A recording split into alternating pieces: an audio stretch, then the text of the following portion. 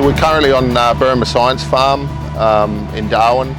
On this project we're laying hundreds of metres of stormwater, 450 RCP, large volumes of trade waste for science laboratories, sewer, water, dilution pits, grease traps.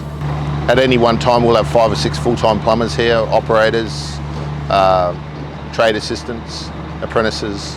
Safety is absolutely paramount. It's paramount for our staff, our clients, subcontractors, and also people who work here day to day. This one's been fantastic for us. It's for our boys, the business,